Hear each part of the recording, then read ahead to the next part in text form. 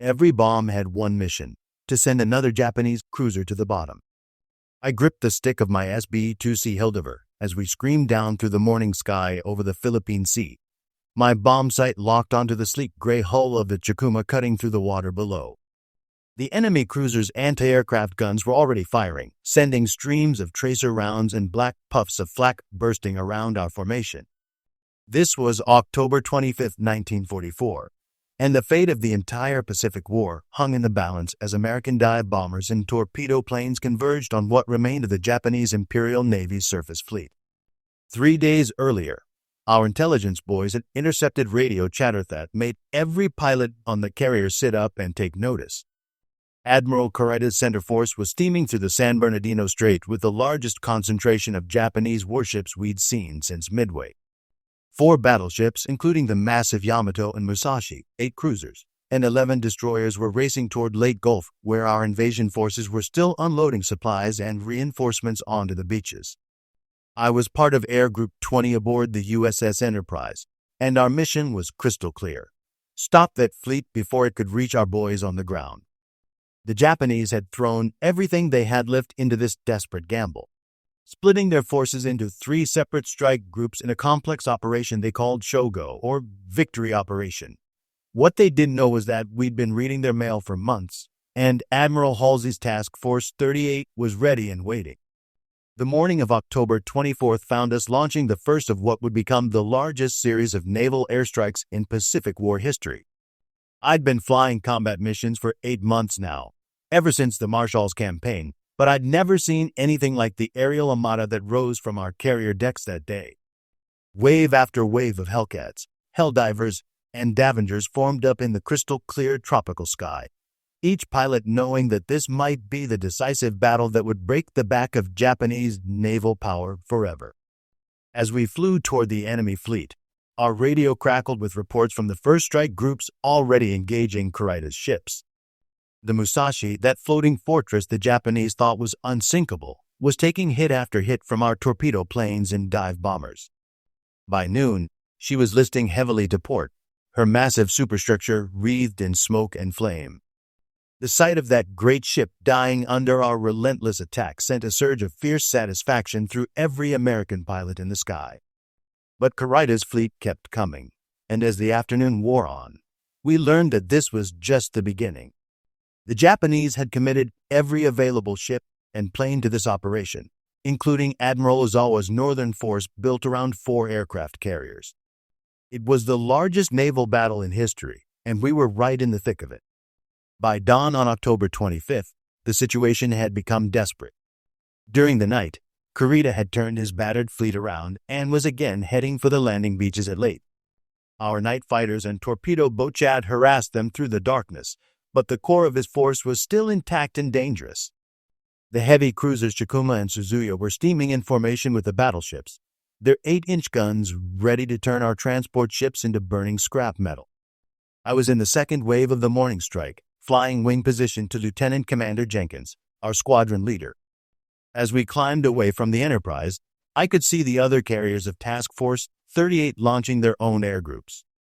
The Essex, Lexington, Princeton, and Langley were all putting planes in the air, creating a swarm of American aircraft that darkened the sky like a biblical plague of locusts. "All right, boys," Jenkins' voice crackled through my headphones as we formed up at 15,000 feet. "Intelligence says Kurita's got 2 heavy cruisers steaming in the van of his formation. The Chikuma and Suzuya are both Tone-class ships, heavily armored and bristling with anti-aircraft guns. Our job is to put them on the bottom before they can get within range of our transports." I checked my bomb load one more time.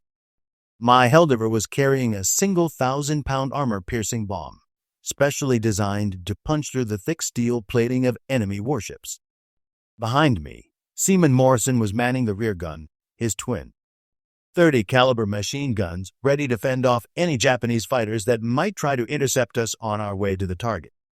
The flight to the contact coordinates took 45 minutes, and as we approached the reported position of the enemy fleet, I could see the telltale smoke trails on the horizon that marked the location of Kurita's ships. They were steaming in a loose formation, zigzagging to avoid submarine attacks, their wakes cutting white scars across the deep blue of the Philippine. Tally-ho! Jenkins called out.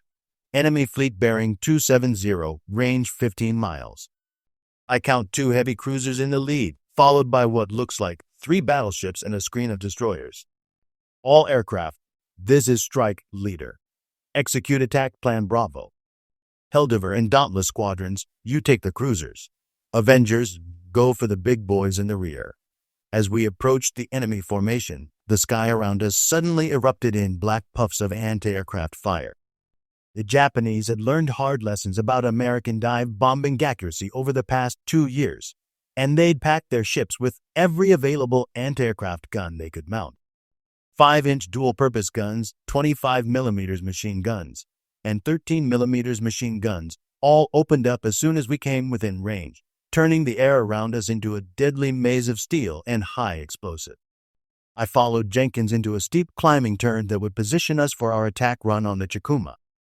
The heavy cruiser was a beautiful ship. I had to admit, her sleek lines and pagoda-style superstructure giving her an almost elegant appearance as she cut through the water at high speed. But beauty meant nothing in war, and I knew that those 8-inch guns in her forward turrets could devastate our landing forces if we didn't stop her here and now. Beginning attack run, Jenkins announced, "Follow me down and remember your training. Steep dive angle, release at 1,500 feet, and pull out hard to the left. Watch out for their flak, boys. It's going to get thick down there." I watched Jenkins roll into his dive, his Helldiver's nose pointing almost straight down at the enemy cruiser. The flak was incredibly intense now, with black bursts appearing all around his aircraft as he plummeted toward the target. I could see tracer rounds streaming up from the ship's smaller guns, creating a deadly web of fire that he had to fly through to deliver his bomb. My turn came, and I rolled into the steepest dive of my life. The Chikuma grew larger and larger in my bomb sight as I screamed down through the flak-filled sky, my airspeed indicator climbing past 300 knots. The noise was incredible, the howl of the wind over my wings, the thunder of anti-aircraft guns, and the sharp crack of shell bursts all around my aircraft. At 2,000 feet, I could see individual sailors on the cruiser's deck, some manning anti-aircraft guns, others running for cover. The ship was turning hard to port, trying to throw off my aim, but I'd practiced this maneuver hundreds of times over the training ranges in Hawaii. I led the target, adjusted for wind drift, and waited for that perfect moment when everything lined up. 1,500 feet.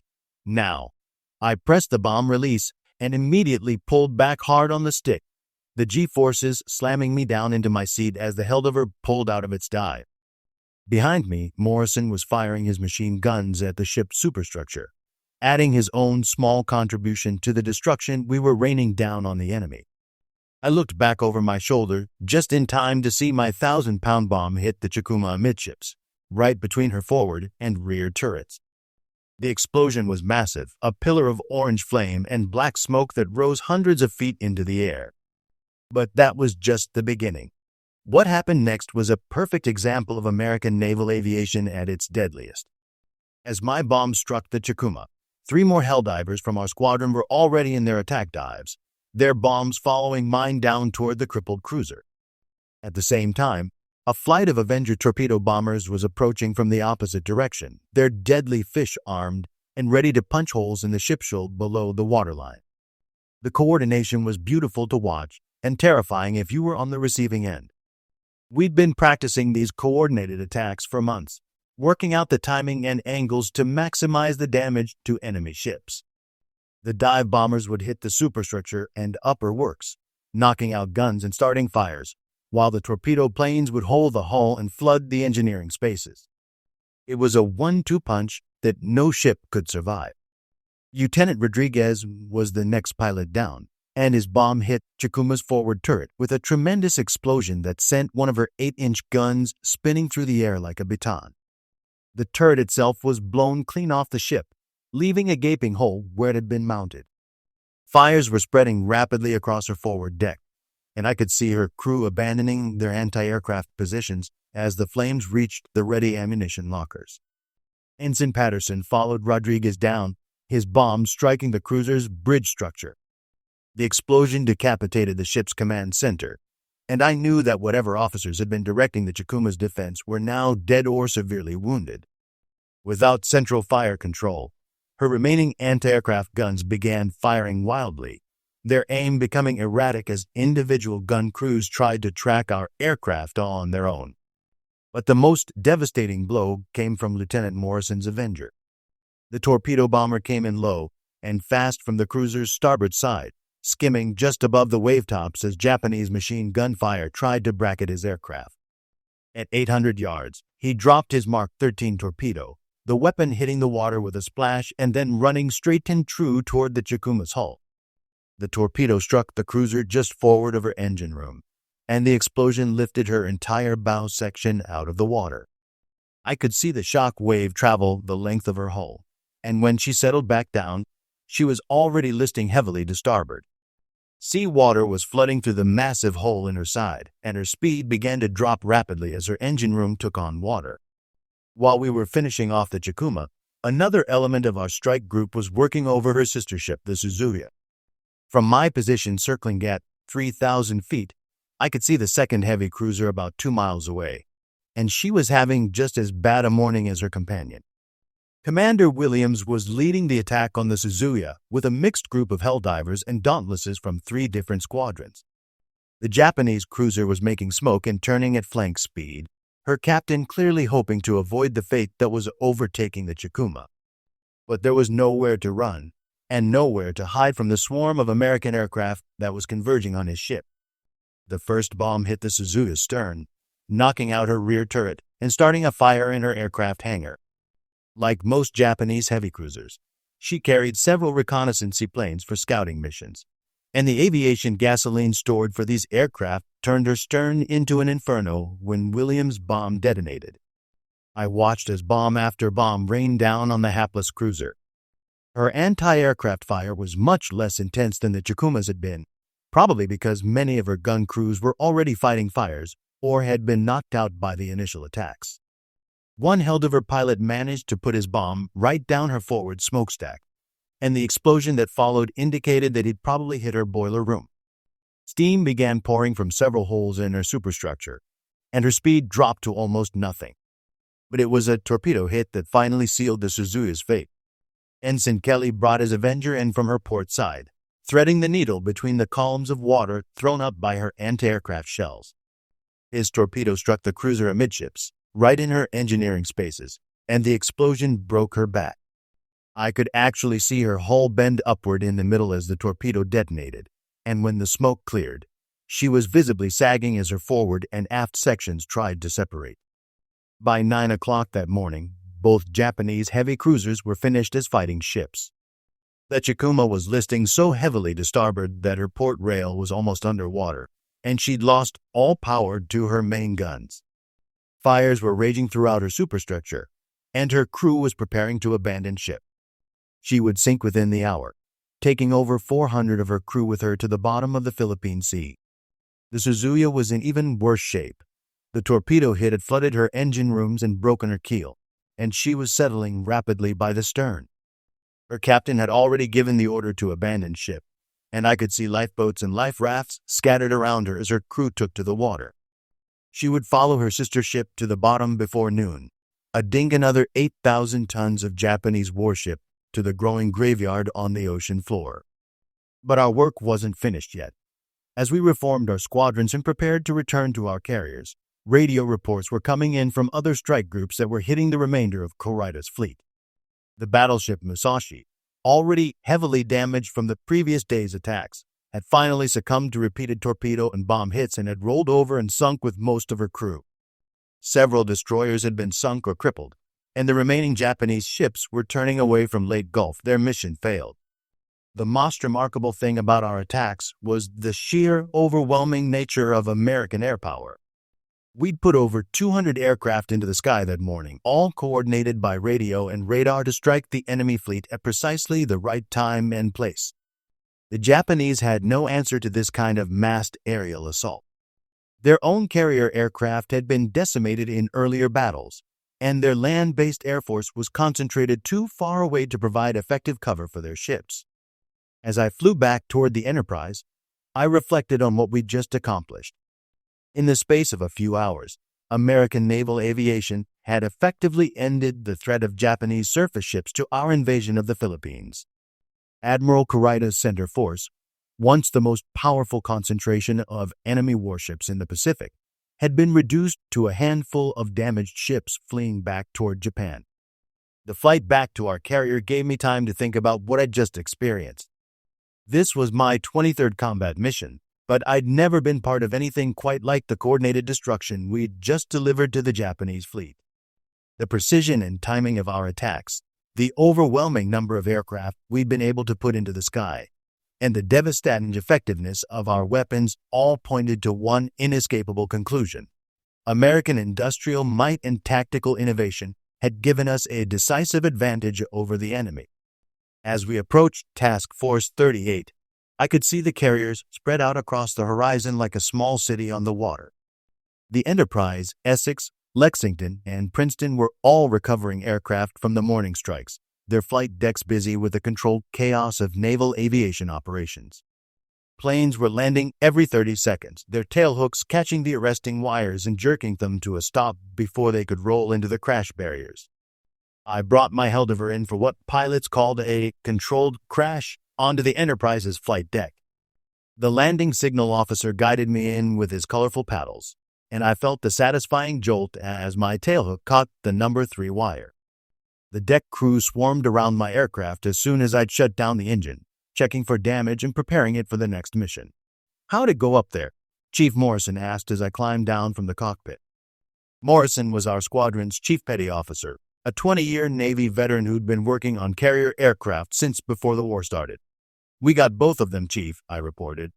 "The Chikuma and Suzuya are both going down. Direct hits with 1,000-pounders and at least 2 torpedo strikes. They won't be bothering our boys on the beach anymore." Morrison nodded with satisfaction. "That's what I like to hear." "Intelligence says Kurita's whole fleet is turning tail and running back to Japan. Looks like this might be the end of the Japanese Navy as a fighting force." He was right, though none of us fully realized it at the time. What we'd just participated in was the largest naval battle in history, a 4-day series of engagements that would become known as the Battle of Leyte Gulf. By the time the smoke cleared, the Japanese combined fleet would lose 4 aircraft carriers, 3 battleships, 10 cruisers, and 11 destroyers. Over 10,000 Japanese sailors would die in the battle, and Japan's ability to conduct major naval operations would be effectively ended. As I made my way down to the squadron ready room for debriefing, I passed through the ship's intelligence center, where the radio operators were monitoring Japanese communications. What I heard there gave me a better understanding of just how devastating her morning's work had been. "Kurita's fleet is in full retreat," the intelligence officer was reporting to Admiral Mitcher's staff. "They've lost the Chikuma, Suzuya, and Chokai from their cruiser force, plus the Musashi went down yesterday with all hands. Damage reports indicate that several other ships are heavily damaged and may not make it back to base. But it wasn't just Kurita's center force that was being destroyed.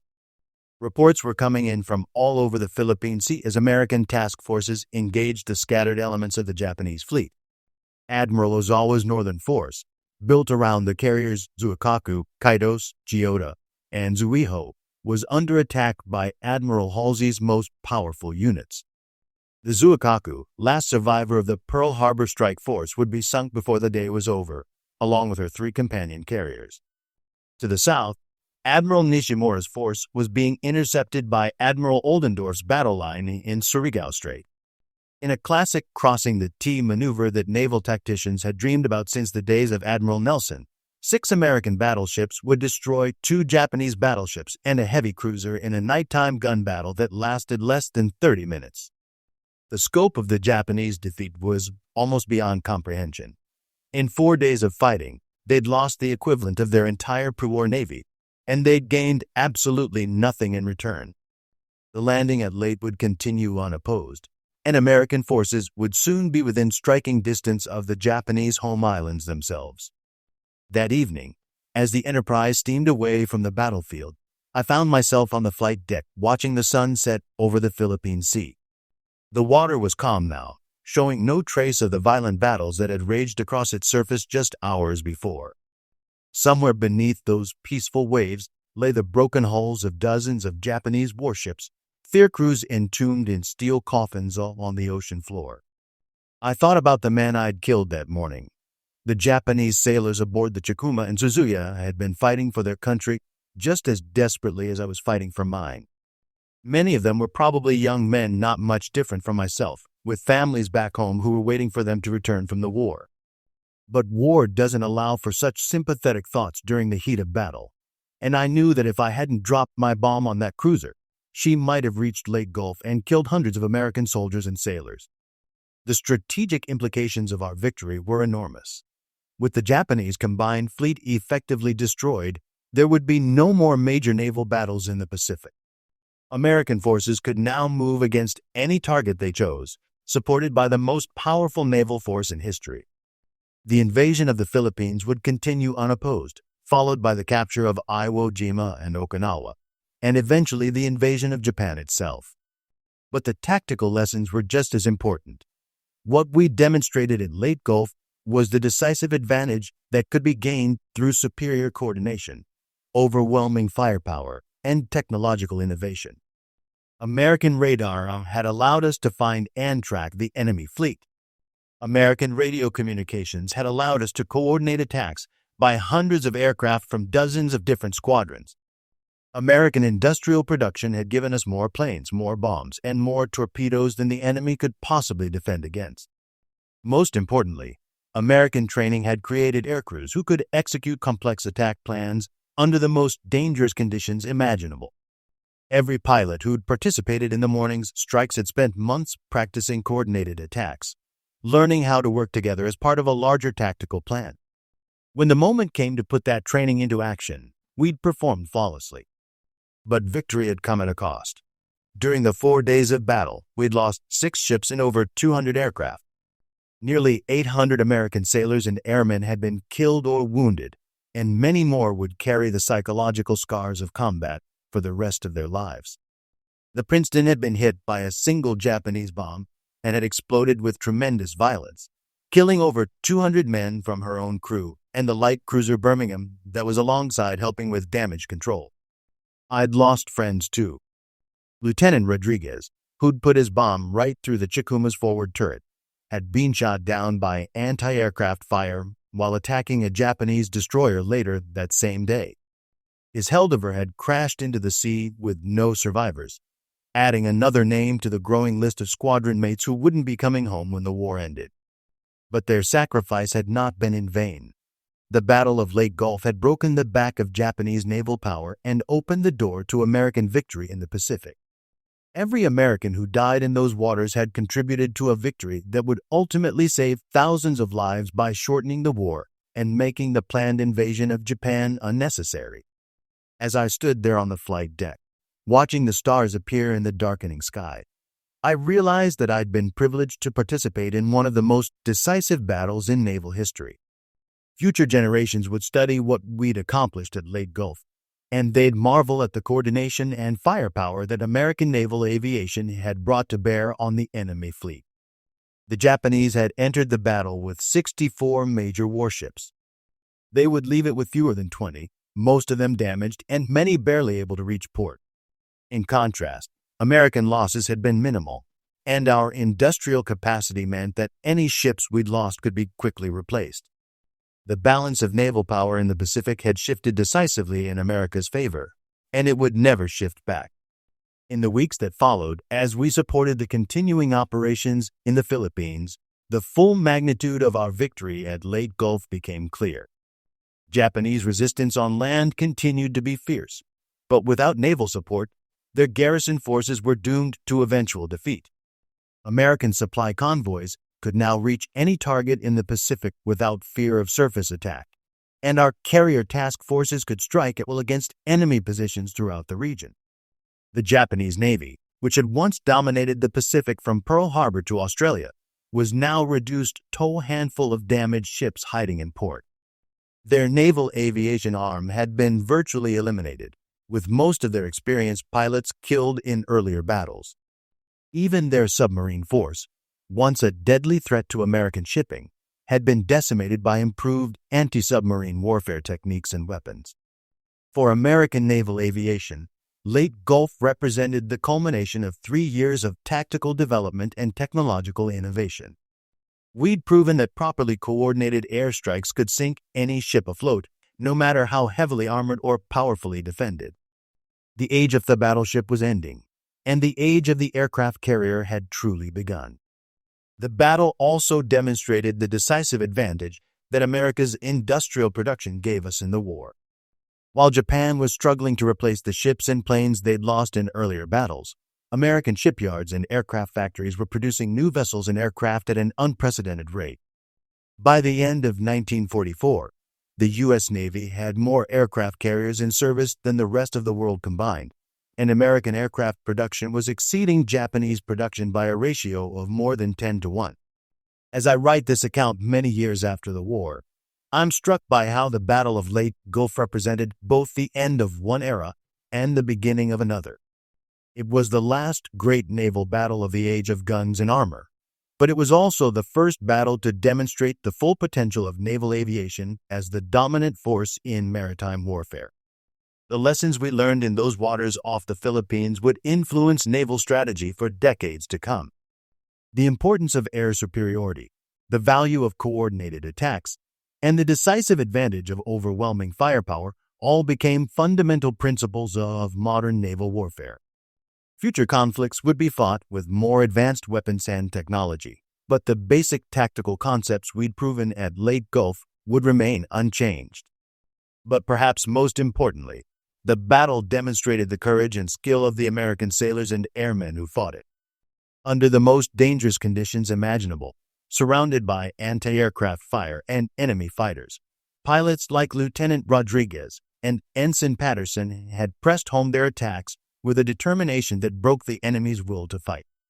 Their sacrifice, and the sacrifice of hundreds of others who died in those waters, had purchased a victory that would help end the most destructive war in human history. When he dropped the 1,000-pound bomb on the Chikuma that morning in October 1944, I was just one pilot in a formation of hundreds, carrying out orders as part of a larger tactical plan. But looking back now, I realized that I was also participating in a moment that would change the course of history. The destruction of the Japanese fleet at Leyte Gulf opened the final chapter of World War II in the Pacific and hastened the day when American forces would stand victorious in Tokyo Bay. Every bomb had indeed had one mission: to send another Japanese cruiser to the bottom. And in accomplishing that mission, we'd sent the entire Japanese Navy to the bottom along with it, ensuring that American forces could complete their march to victory unimpeded by enemy naval power. It was a victory purchased with blood and courage, but it was a victory that would echo through history as one of the most decisive naval battles ever fought.